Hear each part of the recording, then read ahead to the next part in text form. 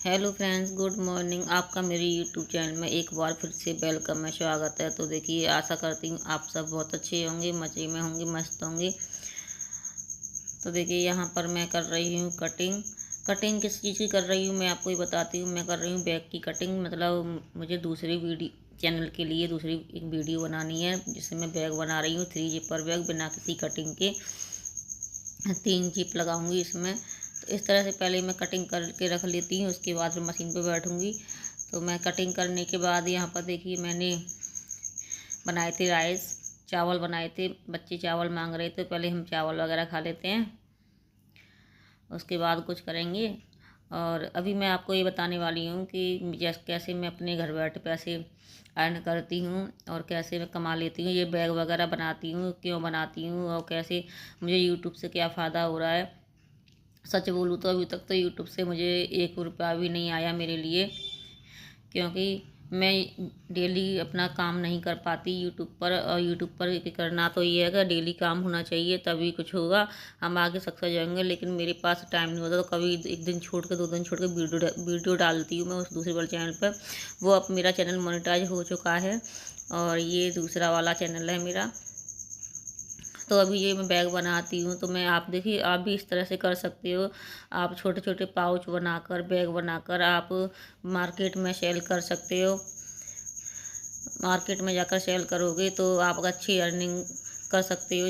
जैसे कि मैं अभी ये बना रही हूँ, तो इसका मतलब कीमत रखूँगी ना, तो मैं खर्च तो मेरा 1 रुपया भी नहीं हुआ इसमें। हाँ, जो चेन वगैरह लगती है तो 2-4 रुपये की जो जिप लगेगी वो लग जाएगी। और जो घर पर पड़े वेस्ट कपड़े से बना रही हूँ मैं, तो इसमें क्या है कि लग जाएगी जिप, पैसे लगेंगे, इतना कुछ नहीं है कि ज़्यादा पैसे लगे। तो हाँ, आप इसे 40 रुपये 30 रुपये इसकी प्राइस रख सकते हो, इसके रेट रख सकते हो मार्केट में जाकर। आप ज़्यादा नहीं है, 30 रुपये शुरुआत में 30 रुपये रख सकते हो इसका रेट। किसी मतलब कस्टमर को देना है 30 रुपये के, 30 रुपये मतलब बता सकते हो कि इतने का है, क्योंकि इतना ज़्यादा खर्चा हमारा है नहीं है। तो इस तरह से हम पहले अपने कस्टमर बढ़ाएंगे, उसके बाद हम फिर धीरे धीरे रेट बढ़ाते चले जाएंगे। शुरुआत में मतलब इस तरह से ही हमें करना है।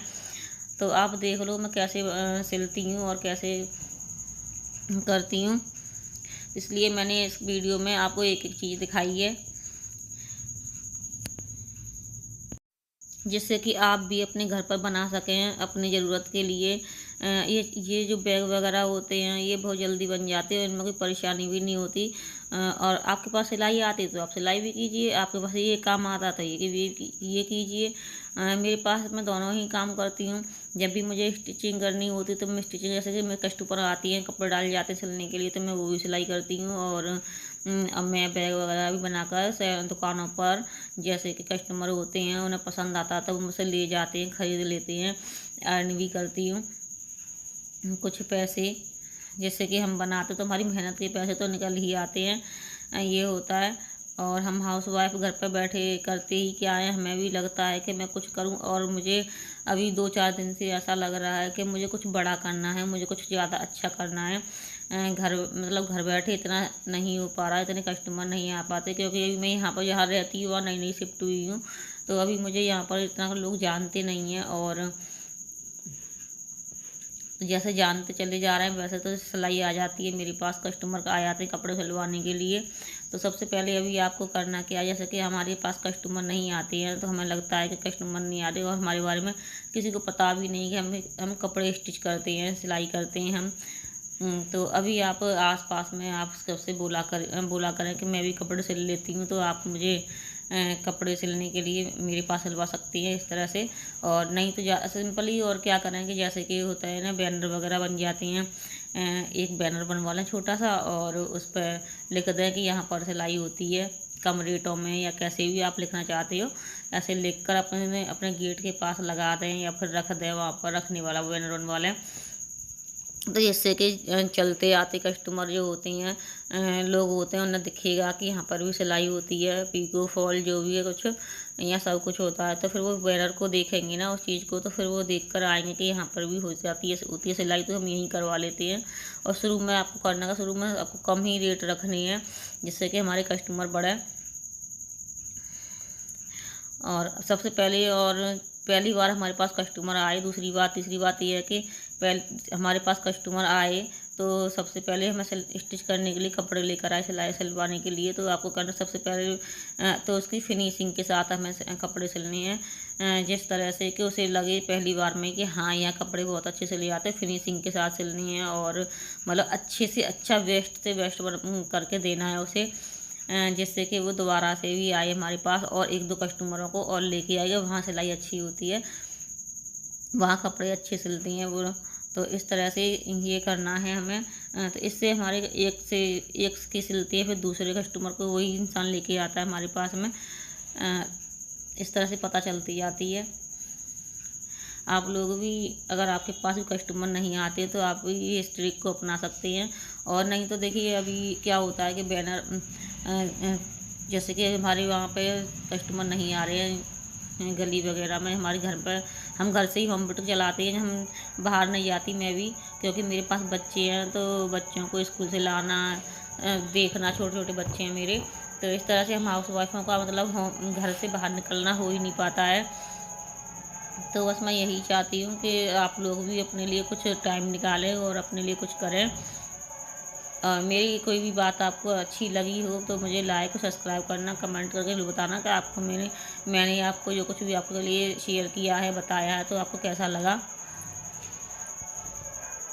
और फिर देखो तीसरी चौथी बात ये है कि मैं आपको ये बता देती हूँ, तो अगर जैसे आपके पास कोई बुटीक वगैरह हैं तो आप वहाँ जाकर, जिसके पास ज़्यादा सिलाई आती तो आप वहाँ जाकर उनसे बात कर सकती हो कि मैं भी सिलाई कर लेती हूँ और मुझे भी फॉल पीको या कुछ जो भी हुक्का आई और स्टिच कपड़े करने के लिए दे दो, और अपने पैसे बता देंगे आप कितने रुपए का इतना एक पीस बना कर देना है आपको।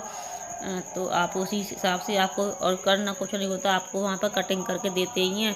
बस आपको घर पे आकर सिलाई करनी है, स्टिच करनी है बस, और उन्हें वहाँ पर जाकर देना है, दुकान पर जाकर इतना करना है बस। तो हमारे घर बैठे फिर अर्निंग होती है, पैसे आते हैं तो हमें अच्छा लगता है। हम किसी के ऊपर मतलब वो नहीं रहते कि डिपेंड नहीं रहते कि अरे हमें कोई पैसे मिलेंगे तभी हम कोई चीज़ खरीदेंगे। जब हमारे पास पैसे होते हैं ना तो हम मन मानी मतलब अपने अपने लिए कुछ भी खरीद सकते हैं, दूसरों के लिए भी खरीद सकते हैं, बच्चों के लिए भी ले सकते हैं, मतलब ये होता है।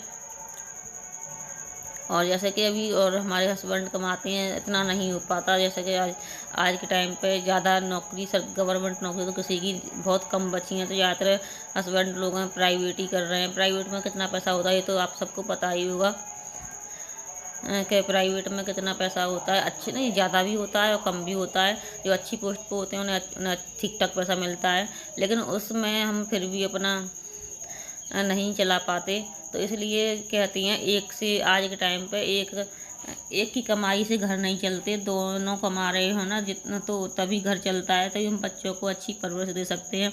अच्छा मतलब अच्छा खान पीन, अच्छा रहन सहन, अच्छे स्कूल में पढ़ाना, ये सब तभी दे सकते हैं जब हमारे पास पैसा होगा। और पैसा नहीं है तो कुछ भी नहीं है। फिर हमारे बच्चे भी देखते हैं कि अरे वो तो इतने अच्छे स्कूल में जा रहा है, मैं ऐसे में जा रहा हूँ। तो इस तरह से हमें अपने बच्चों के लिए हमें करना होता है। और हर पत्नी को अपने हस्बैंड का साथ देना चाहिए।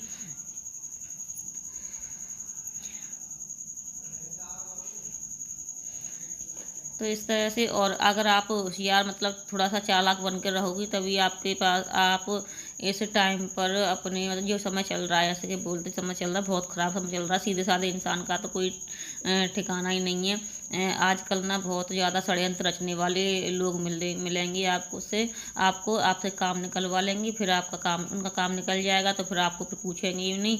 यही होता है और मेरे साथ हुआ है तो मैं आपको अपना बता रही हूँ।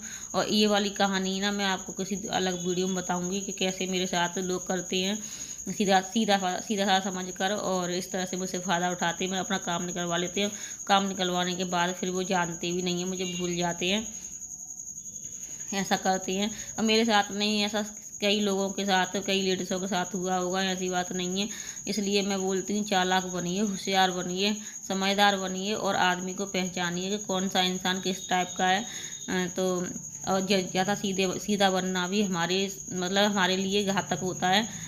तो अभी मैं यही कहूँगी कि आप अपना ध्यान रखें और अपना इन ऐसे लोगों से बचें। तो देखिए अभी मैंने निकाला, मलाई चलाई थी, मलाई में से मैं लौनी निकाल लूँगी, मतलब जो मक्खन होता है उसे निकाल लूँगी और फिर इसका घी बनाऊँगी। तो अभी देखिए अगर वीडियो आपको पसंद आ रही हो और बातें अच्छी लग रही हों तो मुझे कमेंट करके बताना आपको क्या मेरी कौन सी बात मेरी अच्छी लगी, कौन सी बात मेरी बुरी लगी, क्या मैंने गलत बोला। आप कमेंट करो तो मुझे अच्छा लगेगा। चलती हैं, बाय।